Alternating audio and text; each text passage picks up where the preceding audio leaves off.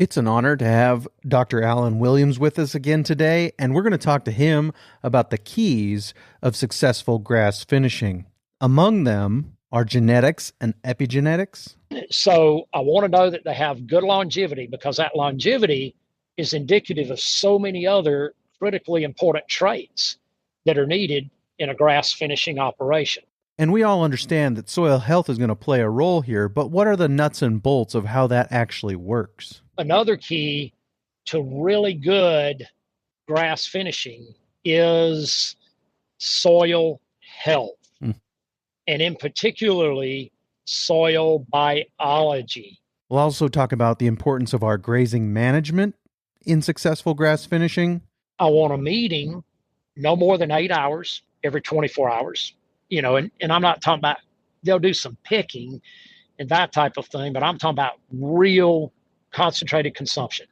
I want that all concentrated in about an 8-hour or less period.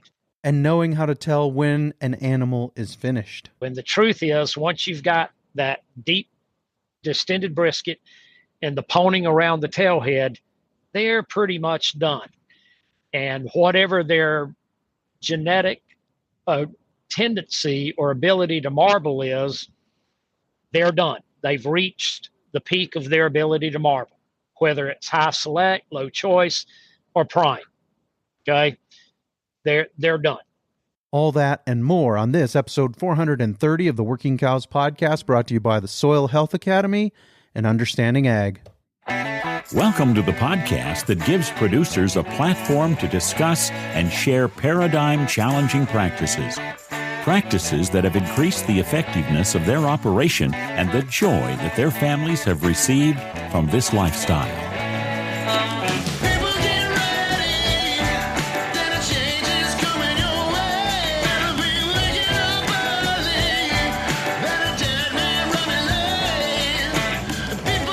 Howdy, everybody. It's Clay Connery, host of the Working Cows podcast, recorded exclusively in the Understanding Ag studios.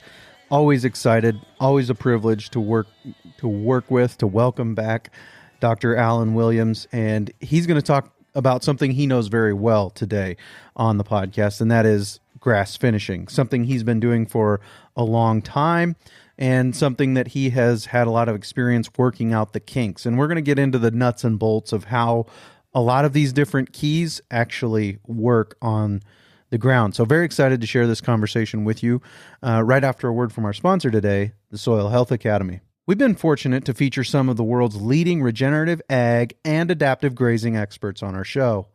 And many of those experts are farmer-rancher instructors for the nonprofit Soil Health Academy. This year, you'll have several opportunities to experience and profit from attending one of their remarkable on-farm schools and workshops. Whether you're interested in learning about diversifying corn and bean rotations to increase profitability, merging multi-species and marketing, grazing on the high plains and in northern environments, regenerative farming and ranching, or enhancing profits and production in your beef or dairy operation, the Soil Health Academy has a school for you. One of the best investments you can make is in yourself. So visit soilhealthacademy.org to learn more and register. Financial assistance scholarships are available. Alan, thanks for joining me again on the Working Cows podcast. Welcome back. Well, thank you, Clay. It's a pleasure to be here. Really appreciated a nugget of wisdom that you dropped on us at the Soil Health Academy when we were together there in Pierre, South Dakota. And you had a presentation, a piece of your presentation about the high cost of cheap food and how when you start comparing actual dollars per ounce or dollars per pound, quote unquote, cheap food isn't actually all that cheap. And so I think there's a big awakening to the necessity of a higher quality food source, and people are more and more curious all the time about where their food comes from and finding food that's raised regeneratively and all those things. And so I think the demand for grass finished beef is going to, or grass finished meat in general, is going to continue to increase. But how do we go about meeting that need well? What are some of the things that you start to say, here are some things we really need to pay attention to as far as meeting that demand for grass-finished beef in an excellent way? So that's a very good question, Clay. And I've been grass finishing since the 1990s. So I've been involved in doing this a long time. And the truth is, when I started this, it was very, very much in its infancy. And there were just so many things we did not know at that point in time. So for myself and others who started either in the 90s or the very early 2000s, the honest truth is we're flying by the seat of our pants. There was no market. There weren't any protocols. There weren't any standards. We just didn't know a lot about how to really go about this effectively and efficiently. And we've had to learn that through the years. And I'll be the very first to admit that I made a ton of mistakes. Okay. But my only redeeming value is that I was just doggedly persistent and I refused to give up. I was determined to get this right one way or the other. So that being said, what I have discovered is there are some very definitive keys to high quality, consistent grass finishing. And these keys they can be achieved by anybody. So let me say that it's not that they're secrets and others can't do effectively and efficiently. It's just we do have to know the keys and address them. So obviously genetics plays a role. Okay. We have to have animals that fit a grass finishing scenario. And that was one of the key barriers we faced initially, is that, through the 70s and 80s and 90s, the vast majority of beef cattle selection was heavily oriented towards feedlot cattle that will finish very well in the feedlot, and finishing very well on a grain ration in a feedlot in a very controlled situation versus finishing well on grass are not the same animal. Okay.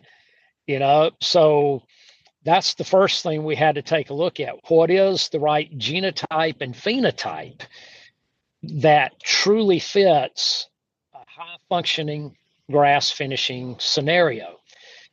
So here's what I did. I actually spent 2 years, and a good portion of 2 years, traveling the country, searching for the right kind of cattle that would perform very well on grass, were efficient, and would marble up and produce a high quality carcass. So I even went so far as I chartered planes, light planes, but just to be able to travel around and get to where I needed to go. And I started asking around, and I went to very remote corners of the U.S. I traveled a ton of dirt roads and gravel roads searching for these genetics. And I found breeders that at that point in time were relatively obscure. These were breeders that had just, for one reason or another, flat out refused to change their genetics. But they had suffered for that, okay, because the majority of producers, were chasing the feedlot genetics. And we found some, these hidden genetics, and we found some really good cattle. I mean, really good.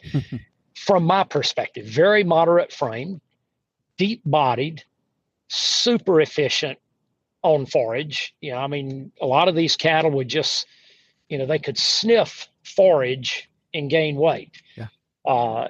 They had tremendous longevity, excellent maternal ability, all of those types of things. So actually, in a lot of respects, beyond just thinking about grass finishing, these were darn good cattle, you know. Yeah. So we then began to use those genetics and incorporate them.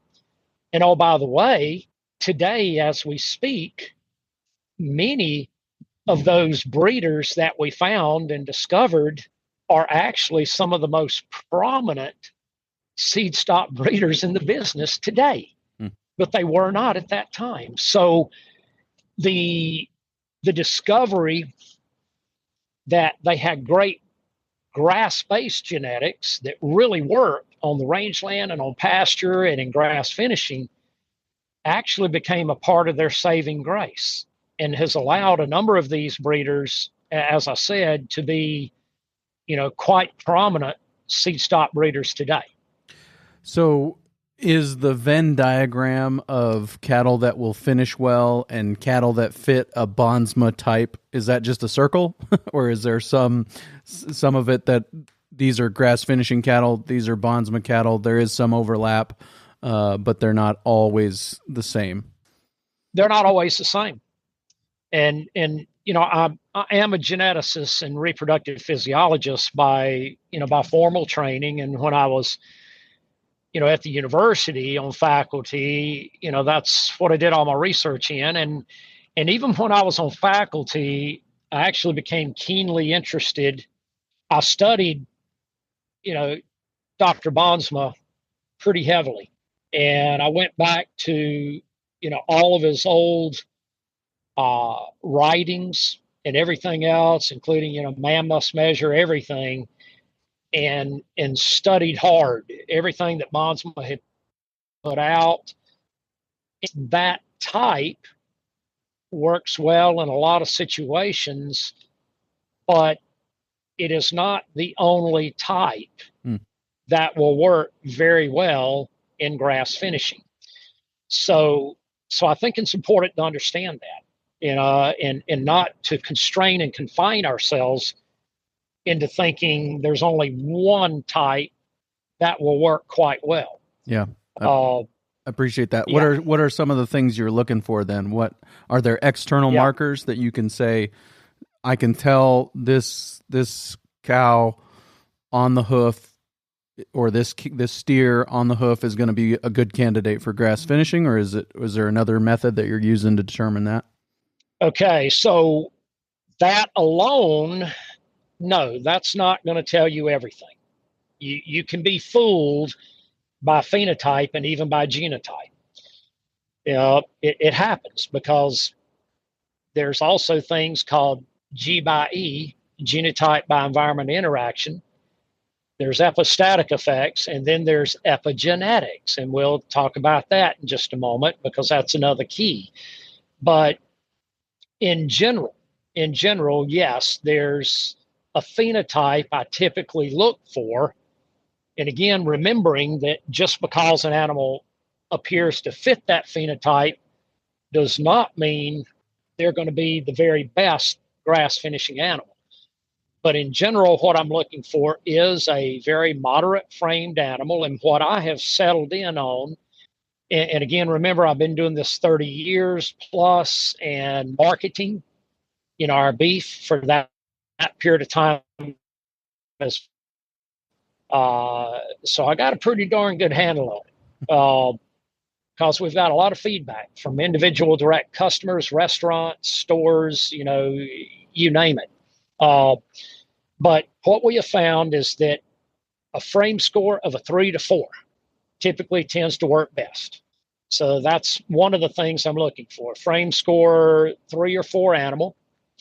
And that's going by the Beef Improvement Federation, or BIF, you know, frame scoring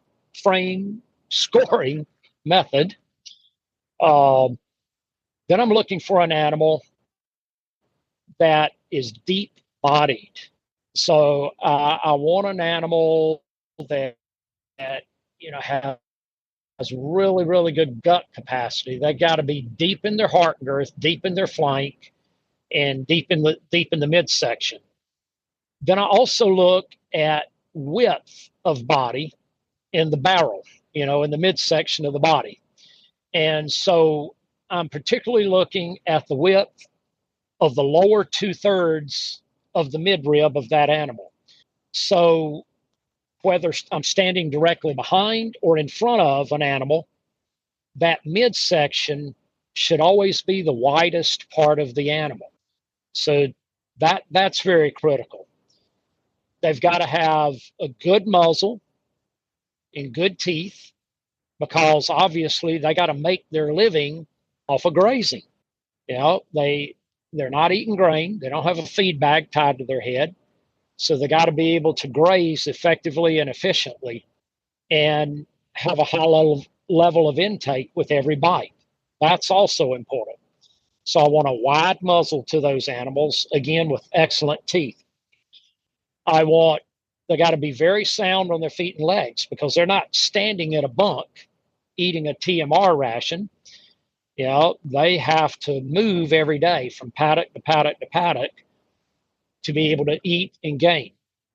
So I want animals that are extremely sound skeletally all over, and very sound on their feet and legs. So structural soundness is critically important in these animals. I want adequate muscle. I don't want a light muscled animal, but I also don't want an animal that is too thickly muscled. Animals that are too thickly muscled do not finish well on grass and don't marble well on grass. So adequate muscling is, one of the features I'm looking for in these animals. And I want these animals to have a good turn over the top. I don't want them tight in the middle. You see a lot of these pencil gutted cattle, as I call them, and slab sided cattle. We don't want any of that. We don't want cattle that are cut up in the heart girth or cut up in the flank. Those cattle are simply not going to work very well on grass. And again, cattle that are too large frame are going to have a hard time finishing within an appropriate period of time on grass. They need to be in a feedlot. So from a phenotypic standpoint, those are some of the key things I'm looking for. I also look at key signs for good endocrine functioning in these animals. And some of those things are, first, a nice, slick, oily sheen to the hair coat. Animals that have a rough, dull hair coat are not good candidates. I also look every animal, no matter what their hide color is, whether they're a black-hided animal, a red animal, cream-colored, whatever, if they're functioning well hormonally, they're right down the top line, the immediate top line, right on top of the spinous processes. They're going to have a darker colored streak running right down the middle of the top line. So I look for that. The other thing I look for are on the sides of the animal. So across the midrib section, looking at them from the side, I want to see what we call happy lines. And that looks like somebody took their fingers, big fingers, and raked them down the side of the animal. So the hair pattern is in a different pattern, and it can look like 3 or 4 fingers, long fingers, on the side of that animal. That's an indication of proper endocrine gland functioning, causing the hair to grow in that distinct pattern. And then below that, as you make the turn from the midrib down to the belly, they're in about midway down the midsection of that animal, the stomach of that animal, I'm looking for a dark oval patch where the hair again is growing in a pattern. And that's indicative of good pancreatic we can look at, that help us to distinguish how well those animals are going to finish. So like maybe out of a herd, you've got a lot of good, moderately framed cattle, and they kind of fit some of these other markers as well.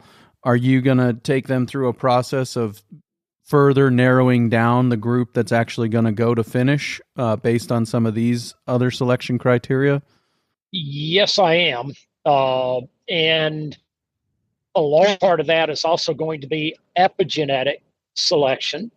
So when I select seed stock that I'm going to buy in, like bulls that I'm going to use, or if I'm buying in heifers or young cows, then the very first thing I'm going to do is I'm going to personally visit that seed stock herd. I'm never, ever going to buy bulls or replacement females out of a catalog, ever. I want to see them in their working clothes on the ranch on which they were bred and raised. How do they perform there?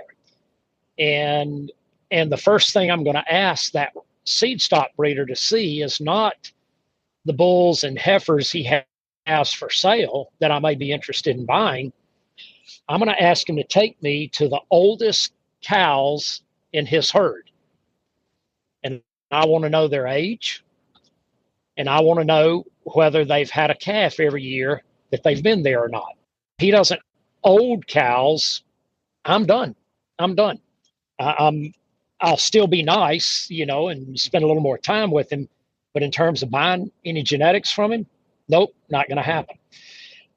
So I want to know that they have good longevity, because that longevity is indicative of so many other critically important traits that are needed in a grass finishing operation. Then I'm going to look at how he raises and manages those animals. Does he crutch them up? Is there a lot of supplemental feed stuff happening in that?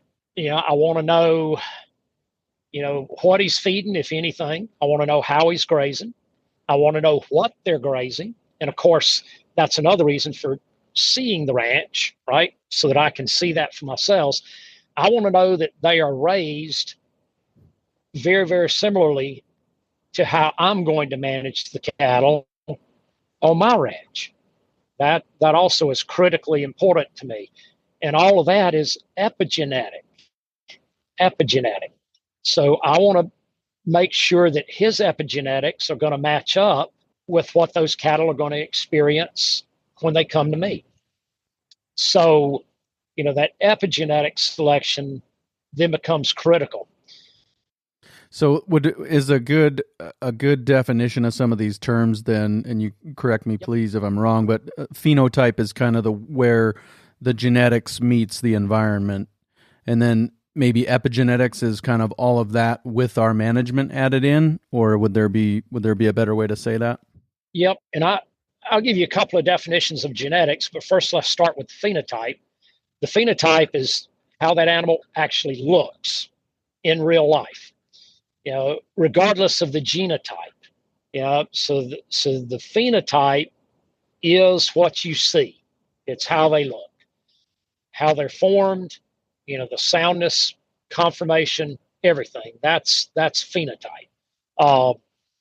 The epigenetics, so a more technical definition of epigenetics is the influence of environmental factors on the degree of gene expression in an individual or organism. Now, let me give you another more layman's term definition of epigenetics. Genetics is what you think will happen. Epigenetics is what really happens. Yeah. Okay. So everybody can relate to that. Now, one other way to help people think about epigenetics is think of a light switch. So genetics is a light switch. If I have a regular light switch, I turn it on and the lights are 100% on. If I turn it off, the lights are 100% off. However, epigenetics is a light switch with a dimmer installed. And so now when I turn my lights on, I can turn my lights 10% on, 40% on, 80% on, or anywhere in between. That is epigenetics. That's what environmental factors do in terms of how genes actually express themselves in an individual. That's all influenced by your individual environment and management on your farm or ranch. Let's take a quick break and hear a word from our sponsor today, Understanding Ag. We've been fortunate to feature a number of Understanding Ag's regenerative farming and ranching experts on the podcast over the years. In that time, Understanding Ag's reputation for helping producers understand and successfully and profitably apply money-saving regenerative principles and practices has only grown. And there are two primary reasons for that growth. First, Understanding Ag's consultants are farmers and ranchers who have been there, done that on their own regenerative farms. And second, Understanding Ag's consultants aren't in the business to sell you costly inputs. They get no commissions, and you get no pressure. Just profit-building solutions for your operation. Learn more at understandingag.com and discover the hope in healthy soils. That's www.understandingag.com. So we've talked genetics and epigenetics at a broad level. Those are kind of the two of the keys you've mentioned so far. You're welcome to say more about either one of those, and I know we could. But are there more other keys? What are some of the other keys that you would say are part of this equation? Yes, there are, and they're equally as important. So just simply getting genetics and epigenetics right is only a part of the equation. If you don't do the rest of it well, things will then fall apart no matter how good the genetics and epigenetics. So another key to really good grass finishing is soil health, and in particularly soil biology. It is very, very important to focus on soil biology. Now, and I say that and distinguish that because in today's world, when you say soil health, too many people think we're talking about soil chemistry, or what many might call soil fertility. So they're thinking about, okay, well, what kind of fertilizer do I need to add to my soil to make it more productive, or do I need to buy and apply manure or whatever? That's what they think about. But the real key here to optimal grass finishing is not any fertilizer, any bioamendment, any, applied manure or compost. It's not. It is soil biology. I've got to build a really good biological profile in my soil. And so that means you got to focus on that. That if you're going to be a really good grass finisher, that needs to be a critical part of what you're thinking about on a daily basis. So what I want to see there is I want to see, first of all, a really strong total living microbial biomass. So I want to see a lot of microbes living and thriving and working for me in the soil. That means I can't do things that are going to harm that microbial population, like overgrazing or tillage or, chemical application and synthetic fertilizer application. All of those negatively impact your soil biology. Secondly, that biological profile has to be correct. So I need the right proportion of soil bacteria to soil fungi. And that soil fungal population, particularly mycorrhizal fungi, is critically important. Why? Because, number one, you have far greater cycling. So that means every bite my animal takes when they're finishing is going to be more nutrient dense and phytonutrient rich. The other thing that happens when I have a better mycorrhizal population is our soil is more highly aggregated because mycorrhizal fungi produce biological glues that aggregate the soil. That means that I can infiltrate water and have better forage production throughout my grazing season, whether I'm dry or too wet. My pastures are functioning better either way.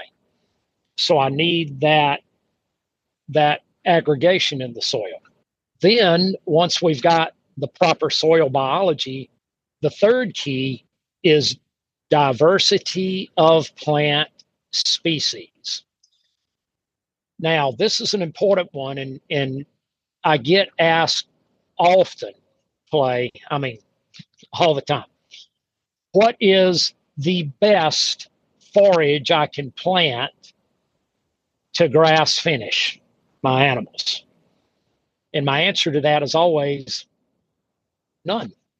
There's not a best forage. Doesn't exist. As a matter of fact, I don't want that. I don't want a forage. I don't want a monoculture. And we'll talk more about that in a moment, because there's a number of things that a monoculture does that negatively impact us. I don't want low diversity. And in that diversity, I don't want just grasses and legumes. And we need to talk a lot more about legumes in a bit. But I also, yes, those plants that a lot of people call weeds, because most plants that we call forbs are incredibly phytonutrient rich. So we impart tremendous phytonutrient richness in the meat that we're eating. That's important for our health and the flavor profile.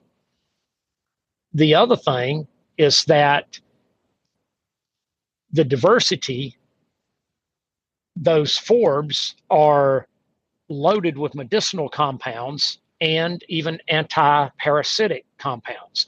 So our animals self-deworm, self-medicate every day.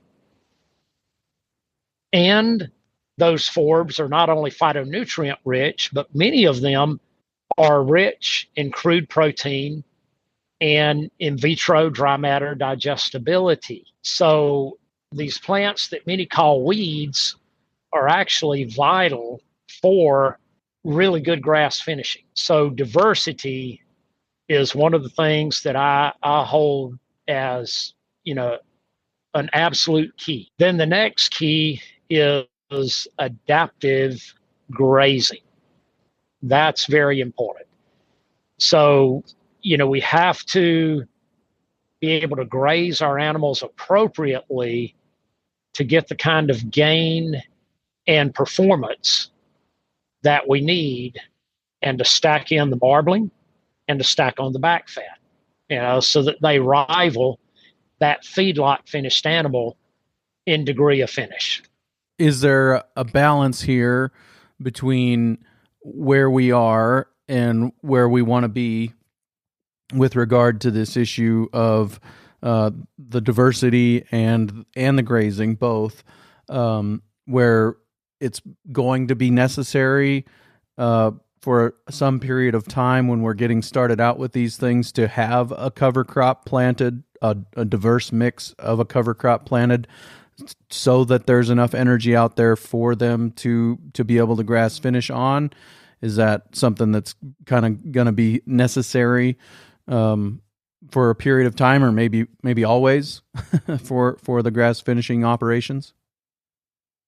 Yeah. So for those that are earlier in their stage of regenerative development and learning really good adaptive grazing, then yes, diverse cover crop mixes, annual mixes, can be a significant help, and in two principal ways. Number one, you can get more diversity in terms of what your animals are consuming, and good energy and good crude protein to help them with finishing. But number two is that diverse annual mix can help jumpstart the building of biology, that correct biological profile in your soil. So yes, diverse annual mixes have a place and can be highly beneficial. Now, what I will say is that once you develop a high level of diversity in your perennial pastures, then you don't need the annual mixes anymore. You can stop doing that, and you can rely on the perennials to do a very good job of finishing your cattle. But you got to get there first, right? It's a journey. You're not going to accomplish this overnight. Yeah, that was one of the aha moments from the Soil Health Academy for me, is that one of the roles, I'm sure it's not the only role, but one of the roles of cover crops is to speed up biological time, to get that biological population in the ground, and give it all the things it needs to thrive. And then also that helps kickstart the diversity of the latent seed bank being able to express itself as well. Exactly. And as my partner, Gabe Brown, likes to say, he likes to call, these diverse annual mixes a biological primer. And, and that's exactly what they are. So that's a very, very good term. And I'm glad he coined that, because it's really appropriate.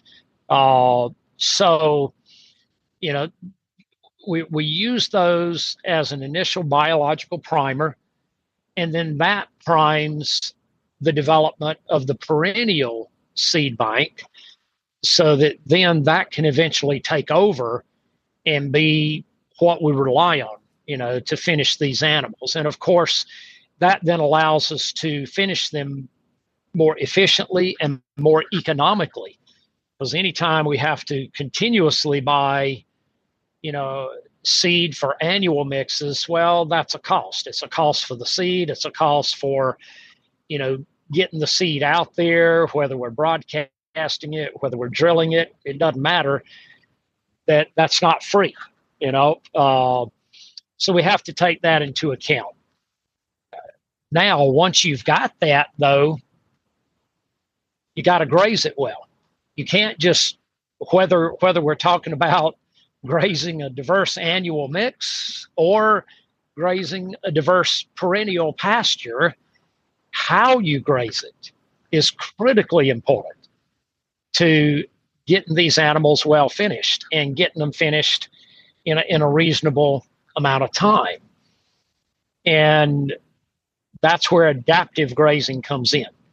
We do need to follow the three rules of adaptive grazing: the rule of compounding, the rule of diversity, and the rule of disruption. And we're not going to dive deep into those today, but people can, we've talked about that on prior podcasts, and people can go to, our website at understandingag.com and read a lot more, about those.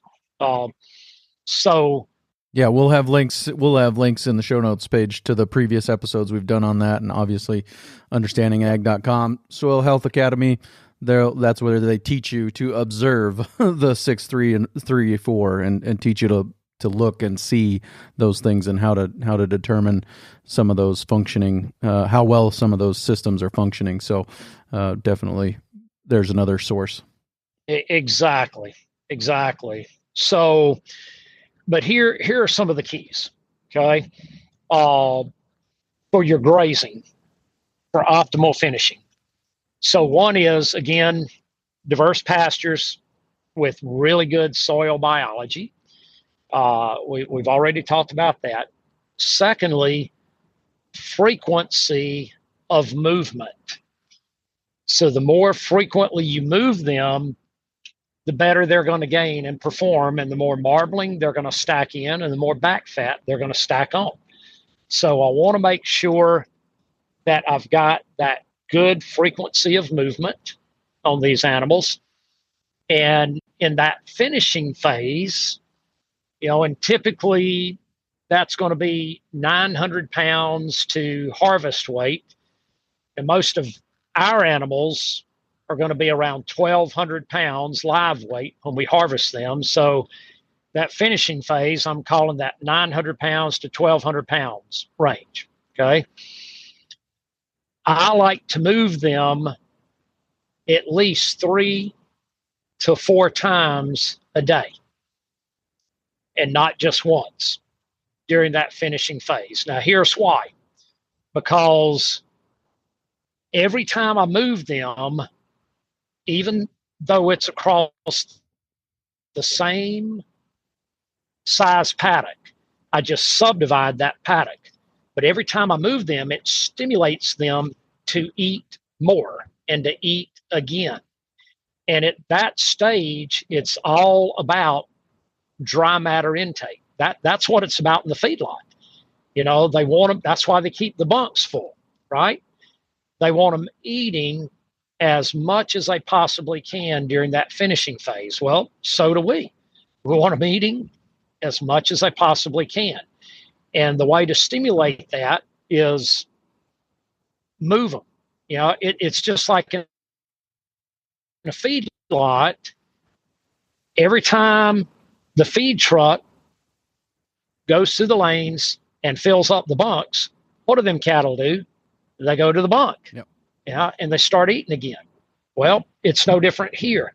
Every time I take down a subdivision strand between one paddock and the next, they go to eating again. So the more they can intake, the better they're going to gain, marble up, and perform. So that's one key. And many feedlots feed multiple times a day for the same reason. There you go. Right? There you go. The second thing is, I've heard some people say that one way to know that they're ready to move when you're moving multiple times a day is when a few of them start to lay down to ruminate, then it's time to move. Is that true in your experience, or is that how you gauge that? Yes, I would agree with that. And that's often the case when we're moving them. Now, the second thing that I focus on is the time of day at which I make those moves. That's very important. I'm not going to make those moves in the morning because in the morning, my plant Brix level is at its lowest. Why would I do that? Why would I tank them up on forage when the Brix is at its lowest point in the entire day? As you well know, Brix is always at its highest in the afternoon. So I want them eating the most out of every 24-hour period during the afternoon when Brix is at its peak in all of these plants, so that every bite is much more nutrient dense. And that's what high Brix is telling us. So I'm going to typically make my first move about midday. And if I'm going to move them 4 times, I'm going to be moving them pretty much on the hour. So make the first move about midday and then move them on the hour, 3 more times. And you can make this simple. I like to put a automated fence lifter in the middle of my spans so that, nobody has to be out there to facilitate these moves. You just build your subdivisions in the paddock and put in the automated fence lifter, and that does the job for you, and the cattle move themselves with each move. And we just keep the water in the first paddock, because once the fence is lifted, it stays lifted, and they just go back, under the fence to get water. So the other thing I want to do, and another reason for making the more concentrated moves, is that cattle actually perform better and gain more efficiently when all those moves are and their intake is in a more concentrated time period. So cattle perform best every 24-hour period in 3 8. So 24 hours divided by 3 is 8. So we have 3 8-hour time periods. And so I want a meeting no more than 8 hours every 24 hours, and I'm not talking about, they'll do some picking and that type of thing, but I'm talking about real concentrated consumption. I want that all concentrated in about an 8-hour or less period, okay, every 24 hours. Then the next 8 hours they're spending on true digestion. That's when, if they can do concentrated digestion, it's more efficient rather than eating and digesting being broken up into these short repeated periods. I don't want that. And then they have the next 8 hours to have true rest. And then we repeat it the next day. Now, the other thing about moving them in the afternoon, and particularly if you're in country like mine, Mississippi, the deep South, well, we get pretty hot and humid during the day in the summertime. But I still move them in the afternoon and get their highest intake in the afternoon. What the reason being is because their highest core body temperature is not when they're eating, but when they're digesting.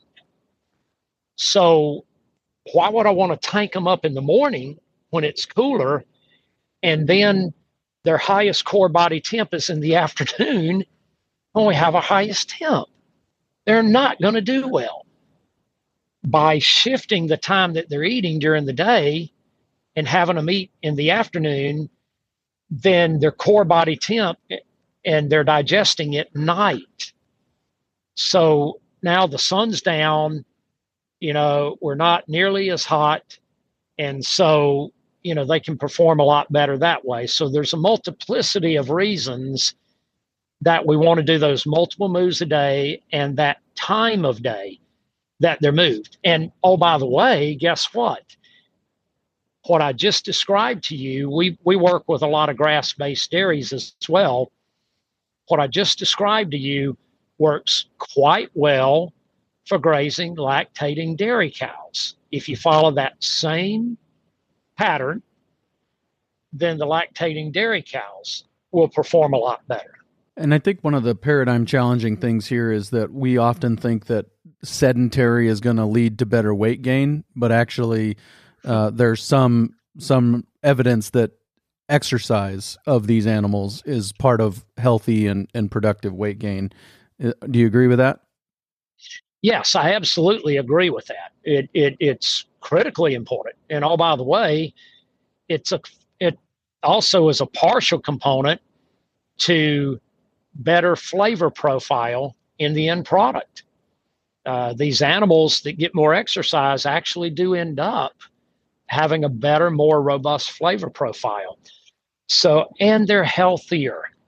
Yeah. So I really want these animals moving every day. Now, that being said, though, I'm going to make darn sure that I'm giving them plenty to eat every day, and I'm turning them into paddocks that have really good forage biomass. And the reason for that is I want them taking as few bites every day as possible.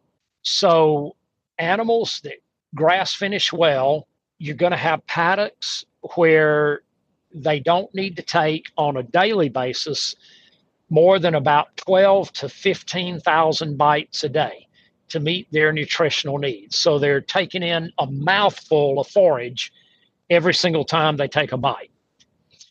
But yet, animals that are grazing on lower diversity, poorer type pastures, that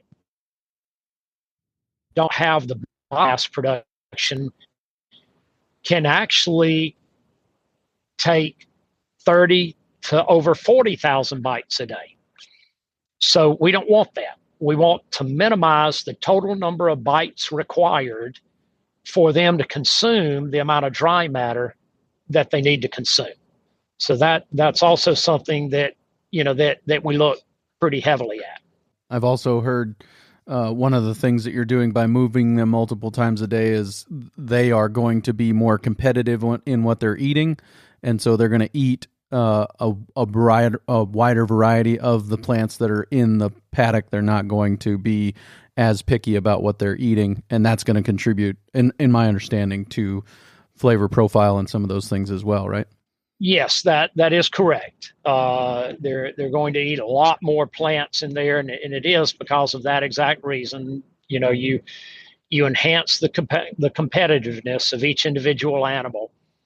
And so they're going to consume a broader array of plants.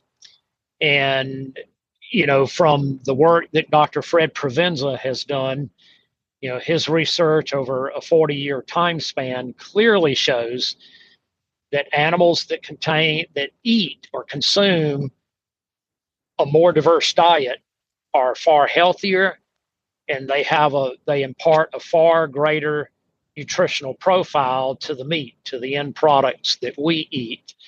And then the work of Dr. Stefan Van Vliet, who we've been highly participatory with in terms of research, proves that. So his phytonutrient research proves that the more diverse that diet, the more phytonutrient we drink is going to be. So, that definitively plays a role, and we've got to keep that in mind. Sure. Very good. Well, I really appreciate this. Very helpful. So we've kind of covered these keys, genetics and epigenetics. I'd say that's like key 1 and 1.5 maybe. Key 2 is soil health. Key 3 is diversity. Key 4 is adaptive grazing. My first question is, did I miss anything? Was there a key there that I didn't catch? Well, I guess one other important factor under the adaptive grazing is that I do not want my finishers to have to take too many bites of the same plant. So ideally, 1 to no more than 2 bites off of the same plant. So in that finishing grazing period, they're basically eating the top thirds of every plant. So that's something that we really focus on quite well. And then the final key here is you've got to recognize what a finished animal looks like. and that's where many grass finishers fail.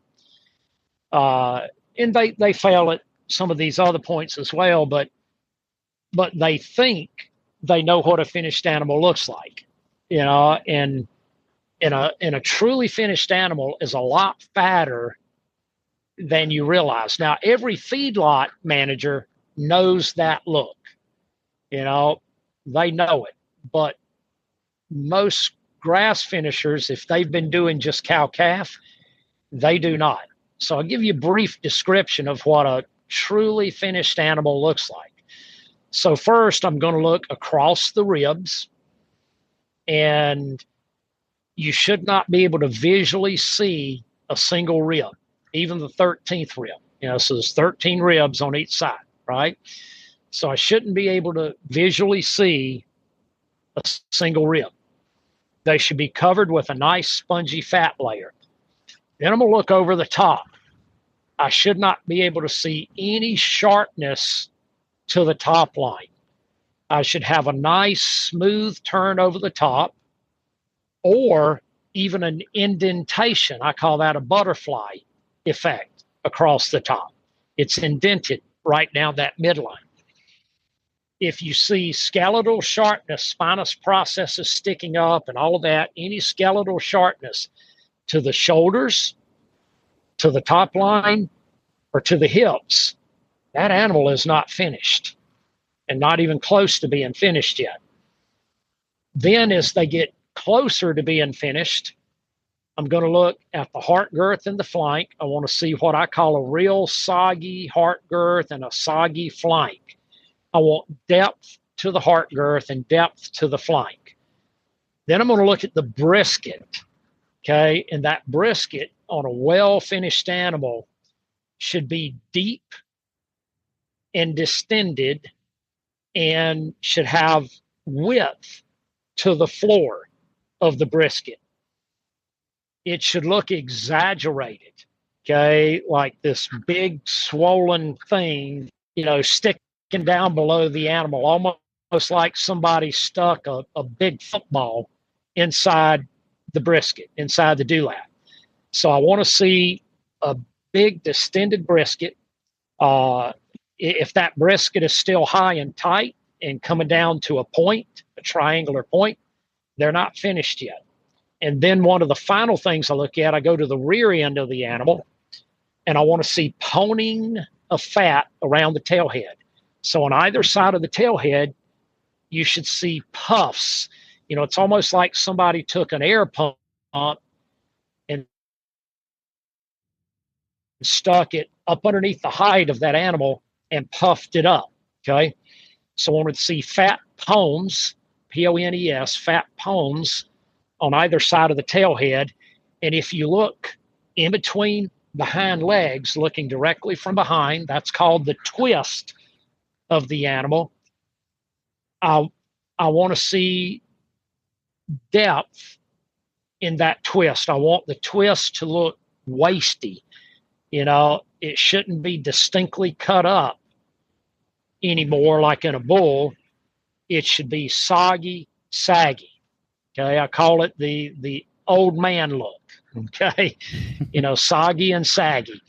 So those are the things I look for in a well-finished animal. And in a steer, they're going to have cod fat, in the cod, and in a heifer that you're finishing, they're going to have udder fat.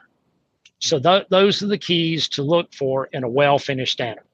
Is that all kind of on a continuum and all kind of arriving at the same time? Is there one of those that tends to be lagging, or does it depend on animal to animal? It's pretty consistent, even animal to animal. So you'll see the covering of the ribs first, and the covering of the top line. So that occurs first. Okay. And so that's where I'm going to look first. Are the ribs being covered with that nice spongy fat layer? And am I beginning to see that nice smooth appearance over the top of that animal? Then I'm going to look in the heart girth and the flank, and they'll start getting soggy,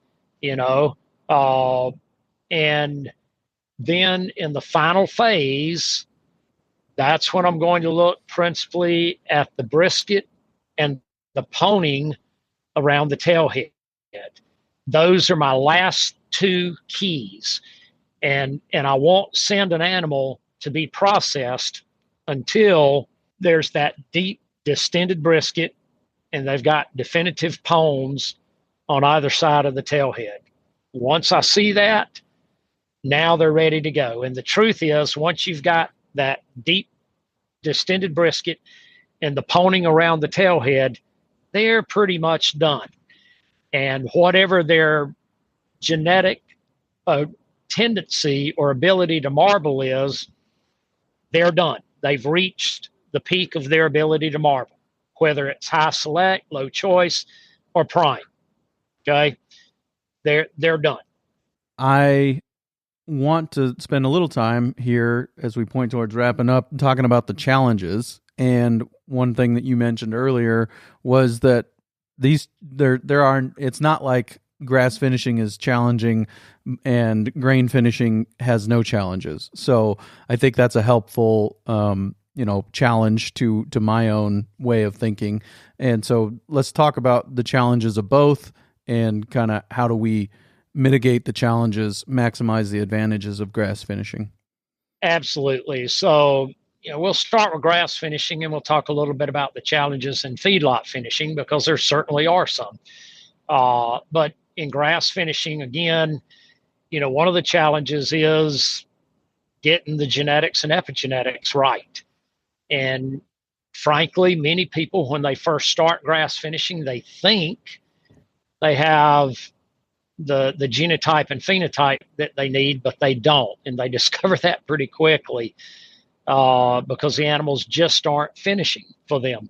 So, you've got to make sure you got that right and make sure you understand what that is. What is the right genotype and phenotype? And if you don't know that, well, you need to learn, and you need to learn it really quick.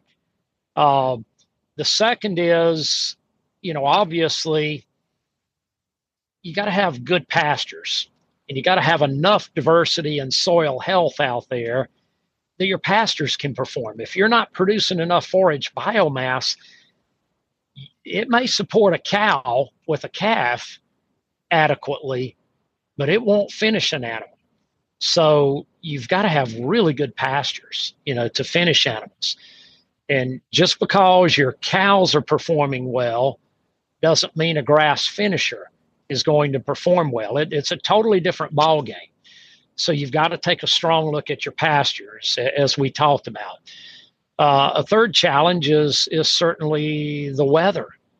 We got to grow the grass, and we can have drought, we can have excess moisture, we can have heat, we can have prolonged cold. So all of those things can impact. So it means we got to plan for that. We've got to manage our adaptive grazing so that we build stockpile that we can rely on in those tougher time periods. And we got to make sure that we've got some stored forages, dry hay, baleage, haylage, that type of thing that we can feed as needed, during any challenging time periods to keep them going and keep them gaining. So we got to be cognizant of that. We got to make sure that we have animals that are adapted to the environment in which we're finishing them. So they got to be adapted to the forages that they're going to be finishing on. So I don't want to bring animals from one region of the country that have been used to a certain, array of forages to another to try to finish on forages they've never experienced before. That's not going to bode well. So they need to be experienced with the forages that you have growing.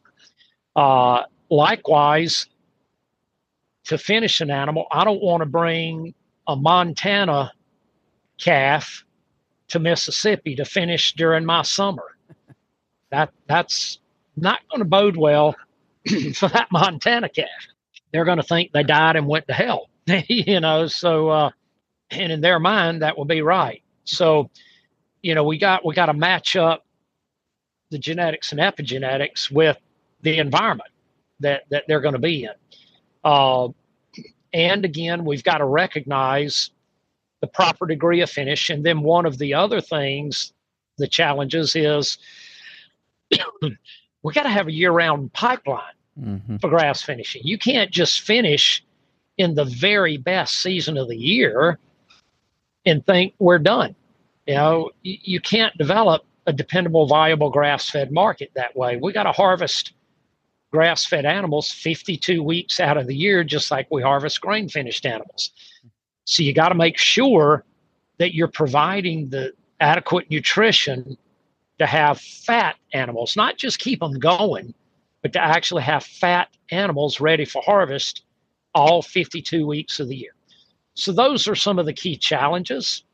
And again, the things that I described earlier are the ways that we overcome those challenges. Now, in a feedlot, we have challenges. So what a lot of people may not realize, including ranchers themselves, if they've never retained ownership or finished, that it's not the same diet in every feedlot. Feedlot diets, finishing rations can vary dramatically, and so that's going to alter how animals finish. And some animals are going to perform better on other finishing diets and some better on others. But guess what? Any individual feedlot has a finishing ration or diet. So some animals are just not going to perform as well on it as others. Another issue with feedlots is that there's no diversity in the diet. We can have a much, much higher level of diversity in the grass finishing diet than we can in a feedlot TMR ration. So that's why in the research that Dr. Van Vliet has done, the grass finishing phytonutrient profile is almost always better and significantly better than the phytonutrient profile of grain finished beef, because it can't be better. They're eating a TMR, low diversity diet, and it is what it is. Another challenge is that in the feedlot, they often have a big hodgepodge of animals, a lot of different genotypes and phenotypes. And because of that, they're not all going to finish at the same time, at the same rate, with the same amount of feed, and even to the same degree of finish. For whatever reason, a lot of people think that every animal in a feedlot grades USDA choice or better. Well, that is not so. And any feedlot manager can tell you, no, sir, I have USDA select and USDA standard animals, just like people that are grass finishing do. So grain finishing doesn't mean they all are USDA choice or prime by any stretch of the imagination. So we have to understand that. And then another challenge in a feedlot is that they are on dirt year round. They're not on grass. And so they're in pens on dirt. If it's dry, those pens are going to be dusty, and they're breathing in that dust, and that can create respiratory issues and respiratory disease. If it's wet, they're standing in mud, and that creates stress in that animal. So it's rarely that you've got ideal conditions. You're either typically too wet or too dry. So those can create some challenges. And in a lot of feedlots, there's no shade. So if it gets really hot, those animals are going to suffer from the heat. So you've got to deal with that. And anytime they're heat stressed, then their ability to eat and gain is going to diminish pretty significantly. And of course, the other thing in a feedlot is you've got animals coming in from all over the place. And that therefore means that they can be bringing in all kinds of pathogens, all kinds of disease with them. And therefore that can expose other animals in that feedlot. So there's an array of challenges here with feedlot animals as well. So it's not just that, grass finishing can be challenging, but feedlot finishing can be equally as challenging. I think obviously we've kind of touched on the management side of this heavily today, and there's a whole other part of this equation, which is the marketing part of it. The actual getting that product to the end consumer, which is probably at least as involved as this conversation. So maybe that's one we need to pick up in the future. But do you know people in all latitudes and longitudes that are successfully grass finishing animals? Would you say that's true? Yes, it is true. It is true. We have clients who are very successful grass finishers in Canada, even in Iceland. I just returned from Iceland. Okay, so you can successfully grass finish in Iceland. But all provinces of Canada, from Nova Scotia to British Columbia, we have people that are successfully grass finishing. We have people successfully grass finishing, including myself, in the heat and humidity of the deep south. We have people who are successfully grass finishing in the desert, Montana, you name it. So yeah, there's you can do this pretty much anywhere, and it's the same keys. So it's not that you can't grass finish somewhere. Sure you can. You just got to know what you're doing. Right. Yep.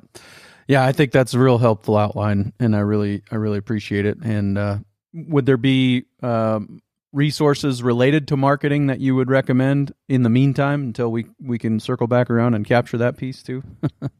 Yeah, so we do have some articles and some archived webinars, some webinars from a few years back that gave an idea on marketing. So you can find those on our website as well. But yes, I do think that because there is an entire podcast that we can easily do on both processing and marketing. And I think that will be very helpful for our listeners. But the thing about processing is that I can spend 2 years, after an animal is born, growing and then finishing that animal, and in a single day, bad processing can ruin my carcass and my meat. So processing is critically important, and there are a number of keys that our listeners need to know about good processing, how to recognize it, and then how to find the right processor, and even how to talk to those processors and relate to them and deal with them. Okay. And then secondly, yes, on the marketing, boy, are there a lot of keys to that our listeners need to know. Because again, I can do a great job raising them, finishing them, and then I can have great processing. But if I can't sell it, I'm still nowhere. I've accomplished nothing. So all of these factors are keys. So yeah, we do need to do a podcast that is core focused on processing and successful marketing. Yeah. And I'll look forward to that. In the meantime, I will try and locate some of those webinars and articles on the Understanding Ag website, and I'll have that in the show notes page for today, which is workingcows.net/430, workingcows.net/430, and you can find the links there. Alan, anything else today before I let you go? Well, I just really appreciate the opportunity, as always. It's always a distinct pleasure to work with you on podcast, and look forward to doing many more. Likewise. Thank you, Alan.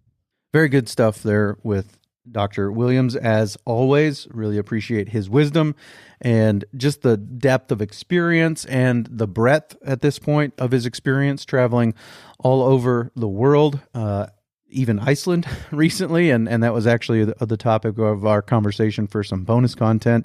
That value proposition for bonus content just keeps going up. We're nearing 200 episodes of bonus content there. So if you're interested, patreon.com/workingcows. Very excited for the next episode of the Working Cows podcast. We're going to welcome a newcomer to the podcast. That is Matt Stone. He is with dakotagrowth.biz, and we're going to talk to him about identifying your perfect customer. How do you identify your ideal customer? That's what we're going to talk about with Matt Stone on the next episode of the Working Cows podcast. We'll look forward to seeing you then. We invite you to visit workingcows.net to subscribe to the show via iTunes or Stitcher. You'll also find detailed show notes pages, resources from our guests, and the industry leaders who have influenced them. For more ideas on putting your cows to work for you in a more profitable way, tune in next week.